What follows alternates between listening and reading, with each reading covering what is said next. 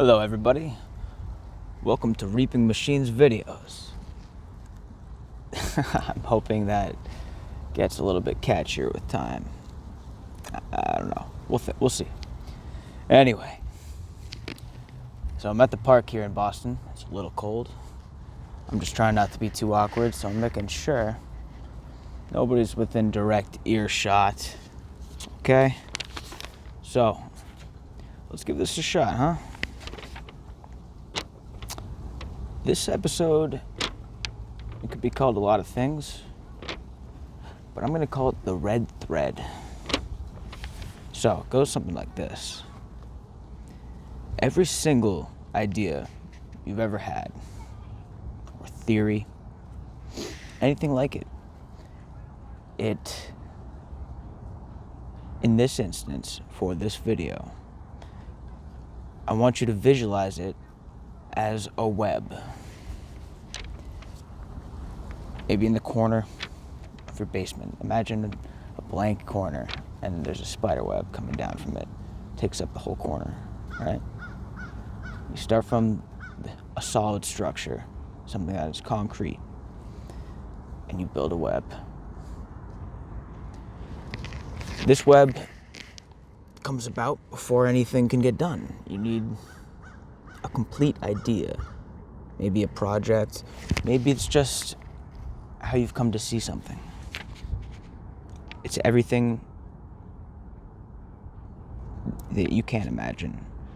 That's how I want you to look at this web. Every thread is an individual thought. And it's not like every thought you have when contemplating this idea will go on the web, but the thoughts that count will support other thoughts. So you'll have multiple thoughts. Say, when you come to understand a rock, a web is produced. One thought, as you're a child in this instance, so it's very basic. You find out the rock is hard. It is heavy. And then you know from previous standings that hard and heavy things are painful when moving. So, without having to test your theory, you can infer that that rock moving at a high speed or even falling will hurt you. You don't need to test it. You know at some level. Is it instinctual? Maybe that's some of it. Maybe that's already there. But it doesn't matter, because human beings, we don't rely on instinct, not like animals. Because we have thought, the thought process.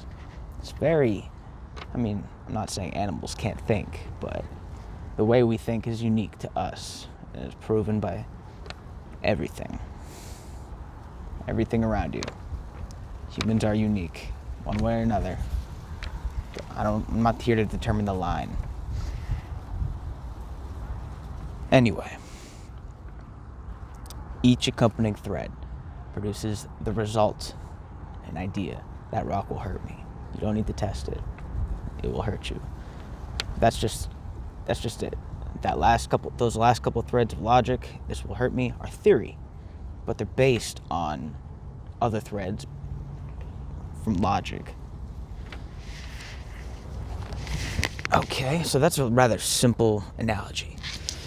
It gets more complex because we're talking about ideas as big as government, as big as understanding the universe, as big as understanding just what you are, inside this flesh suit.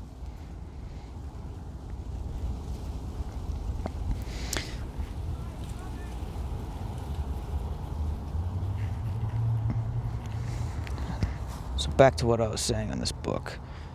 I'm going to have to repeat some things so I can maintain a solid line of thought. I'm a bit scatterbrained when it comes to these things. So, each thread, a line of thought supporting one another. Some embedded in reality, and some based on theory. These threads support for each other shapes how we see a specific thing.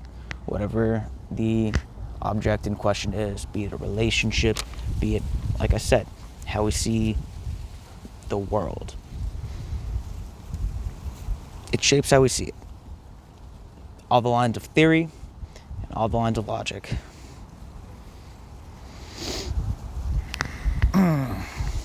For some, these webs are so vast that they take up their entire mind. It's how they built a structure of web based in theory. And I'm saying this a little bit hands off here, but this is what religion is to me. It's a giant web full of theories based on logic, but more like theories based on theories based on theories based on logic. And that's where it gets a little tricky, but we'll get to that. So, for other people, for most people, I suspect, even someone who has a massive web, they probably have more smaller ones that are disconnected, that they don't even consider putting them together. But for others, there are different webs with hardly any threads connecting them. In the mind of a philosopher, or pretty much anybody who thinks with theories on a regular basis or not at all, just like sometimes, all it takes is one time, and all of a sudden you have yourself the start of a structure. If it gets built up on, it's up to you and what you really want to do with your own mind. Now, anyway, if you have a bunch of theories, a bunch of different structures, and you start connecting them, at some point, you have too many theories stacked on each other. Too many theoretical strands of the spiderweb are pulling each other together. It's like strands you can't actually see, but you know they're there. You believe they're there. So, as a spider, you're going to crawl through these webs like they're there. And if you fall, no one's going to catch you. No logical strand is going to catch you if there's too far and few between, if they're not actually real. If you actually test that theory with confidence. So you better put some logic under you. Just saying. So this can pose a serious issue, having multiple webs, even one giant web. It's the theory strands that are the issue. Having many threads grown and based in theory creates many threads based in reality, grown from mostly theoretical hierarchies. That's just a fancy way of saying what I already said.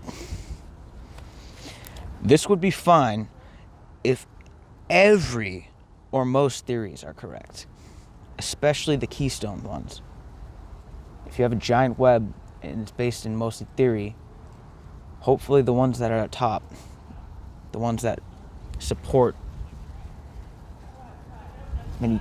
many other theories, many other instances, like you believe something to be true, so therefore you believe something else to be true, so therefore you believe something else to be true. I hope that first thing is true if you make something like this. Either way, something I suggest shouldn't really matter.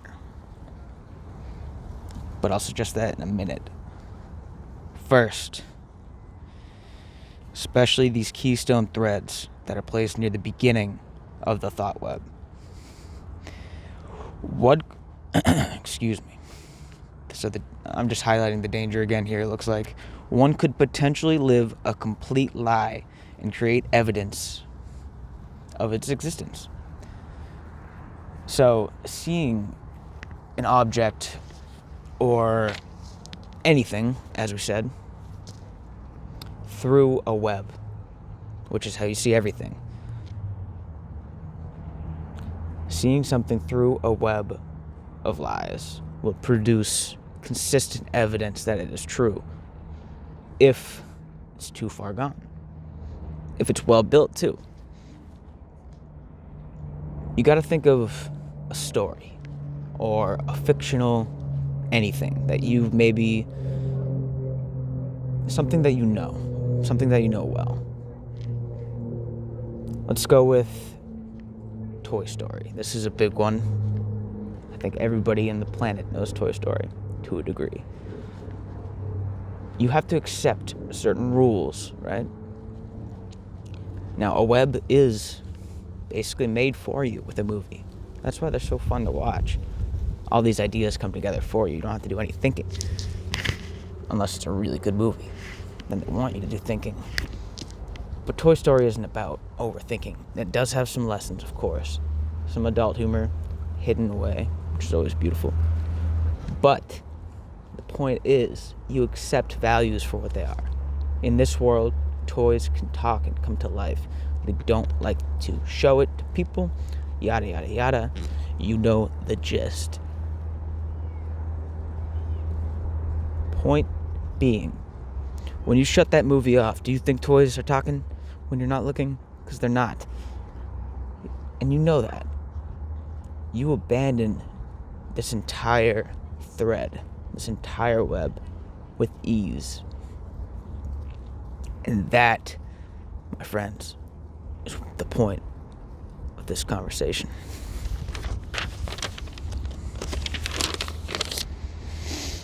I propose a red thread. A thread placed at the very beginning of every single thought web.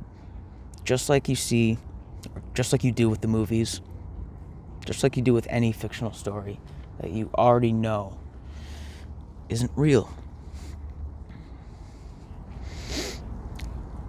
This thread is one that is never acknowledged by the other threads of thought in the web. It can't be. For its very existence is the opposite. It is to exist as an opposing force of the thought process. And by its very nature, it is toxic to that thought process. If it is regularly thought of or influencing the new webs of thought, then how can you hope to gain a good structure if you're constantly judging everything about it? If you don't believe in your theories, then you're not going to make anything of your mind. I mean, you got to have confidence in yourself to a degree. So, and that's an important point. I'm talking about the dangers of the web. But it's not to be abandoned. I'm not saying just go in logical thinking, prove everything first before you move. That's we don't have enough time for that. We don't live very long lives. No, I'm saying make the webs. Believe in yourself. Believe confidently that your theories are sound. Hold on. Sorry, got a phone call. So you gotta believe confidently that your theories are sound. And build the web as if this thread, this red thread, never existed.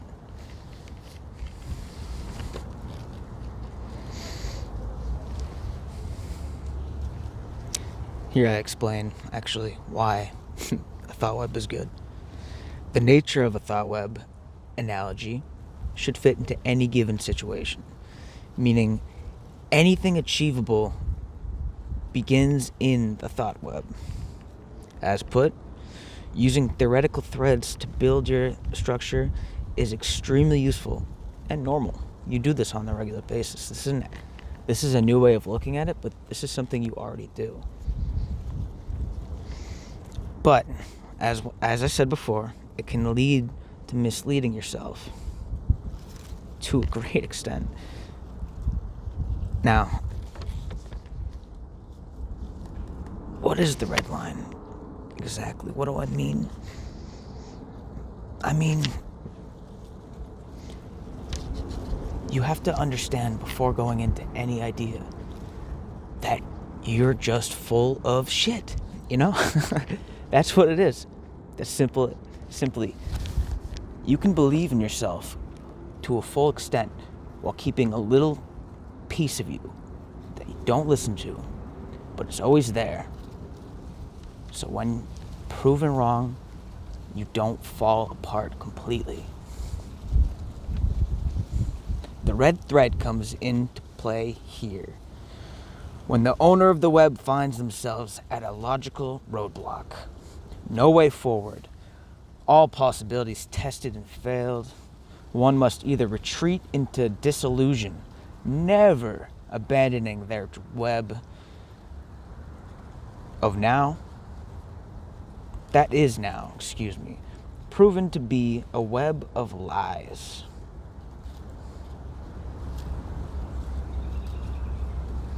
Or pull the red thread. Abandon the entire structure. Simply move on.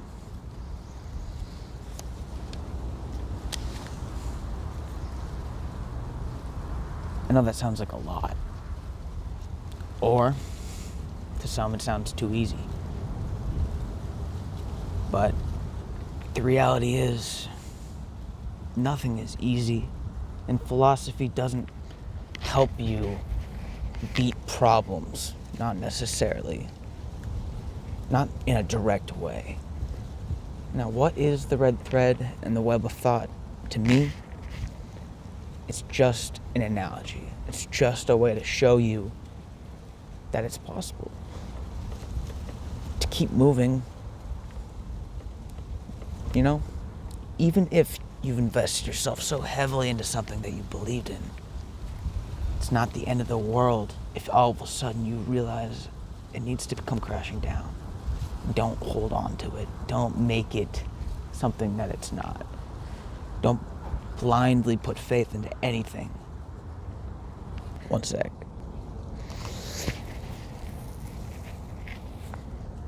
I, for one, have many webs. Sometimes connected, sometimes distant from each other. All of them. Even this channel. Reaping machine.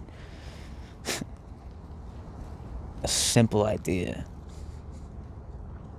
Someone who collects methodically.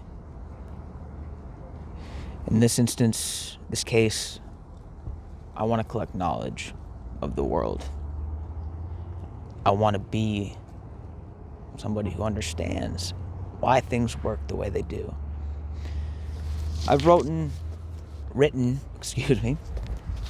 a lot of notes. Some of them are really dumb. Some of them are pretty cool. I hope you come back because I'm going to share them with you. And maybe they'll help you. Maybe they'll just show you a new way to look at things. But